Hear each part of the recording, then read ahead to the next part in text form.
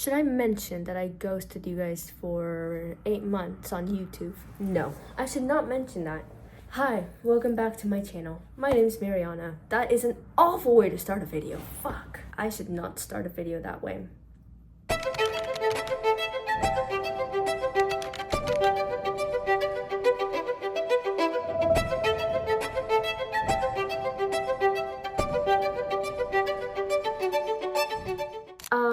I don't know if you guys know this, but I've been traveling by myself for the past 2 years since I was 16, right? And I usually book Airbnbs through like the guest houses and townhomes. They give you a code and you can just walk right in and stay, right? And so you cannot book an Airbnb if you are under 21. I have been using my mom's account secretly for the past 2 years, right? It's linked to my phone number, so it works out.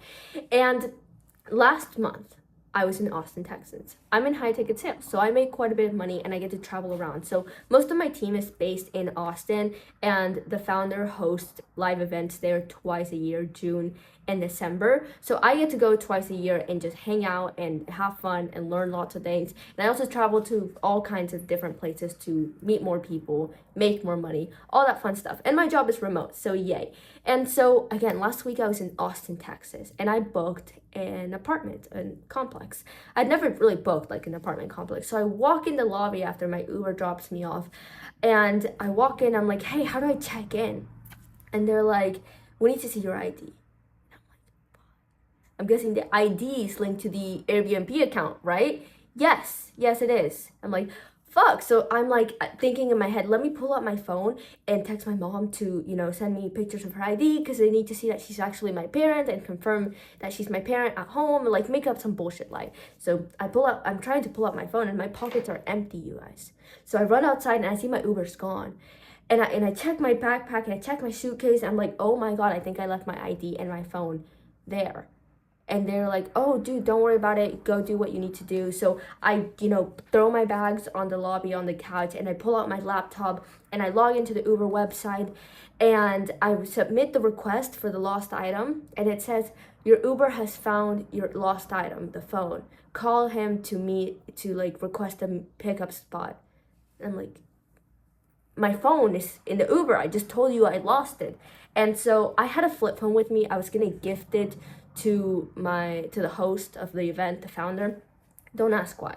And so I'm using his flip phone. I already put like the number, the SIM card, everything's paid for in there. So I'm using the flip phone to call my own number, and it says call blocked. You must call from registered number. So I go back to the Uber app on my laptop and it says I must call from my registered number on the account. And I'm like, you fucking idiots. The registered number is the one on my phone, which is the thing in the Uber that I lost. So I call my mom on the laptop because the laptop has like you're able to call your parents. So they gave me the Wi-Fi password. The front desk gives me the Wi-Fi password. So I call my mom from my laptop. I'm over here. I'm like, Mom, I lost my phone. I need you to call my phone to see if the Uber picks up. And if, you guys can get in contact and, talk to him and see where we can meet up, if he can come back and all that kind of stuff. And so the front desk lady comes over to me and she hands me the phone. It's like, there's someone on the phone for you. I'm like, oh, they contacted the Uber guy because I was talking back and forth with them. So I grabbed the phone, like, hello? It's like, hey, this is your host. And so they told me you lost your ID and your phone. So I just want to ask you a couple of questions to confirm that everything is okay. Like, you're able to check in, you are who you say you are. I'm like, yeah, sure. Like, what's your name? I say my mom's name, Elizabeth, this, and this. Your address, I know my address. Your birth date. I know my mom's birthday, who wouldn't? I had never memorized my mom's birth year until the night before. I bumped into her ID, and for some weird reason, I was like, let me just memorize her birth year. And it's always like 1970-something, 1980-something. I never know the exact year. But for some reason, I had it memorized for the first time in my 18 years. So I give it to him, and I hold my breath, and he's like, yep, you're good. They're going to give you the keys to the apartment.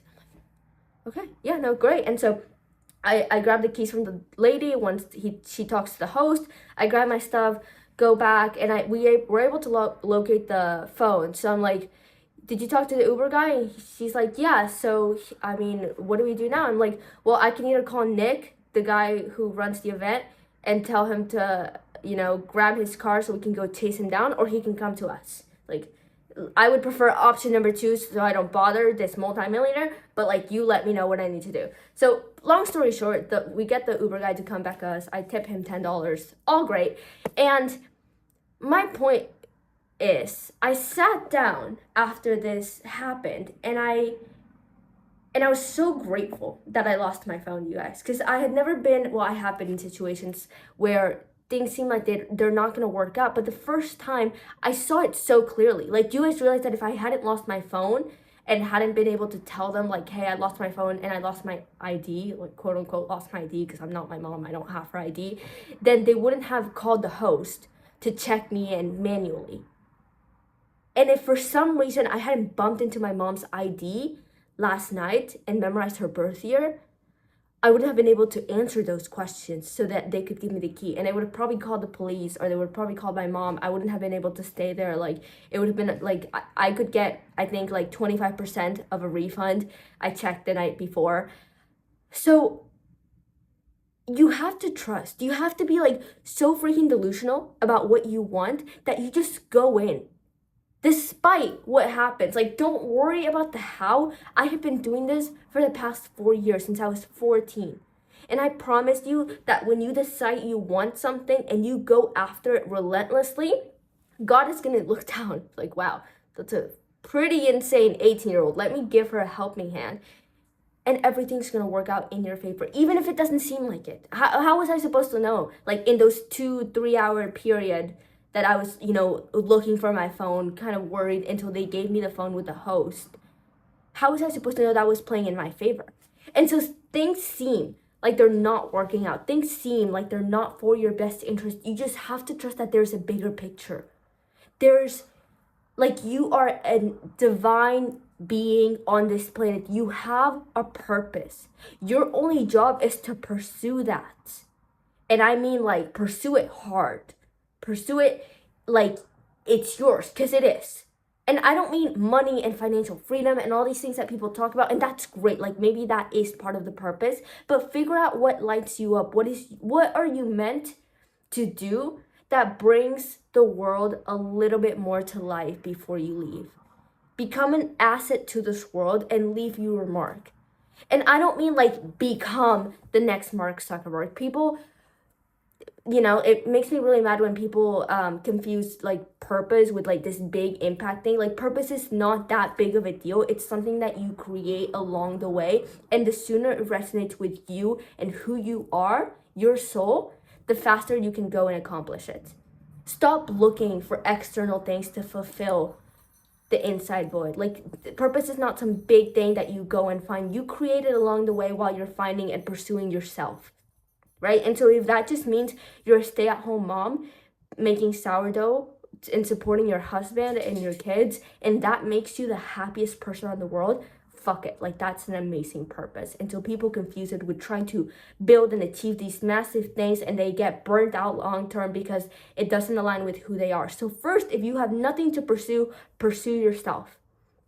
Trust that it's going to work out no matter what. Don't worry about the how.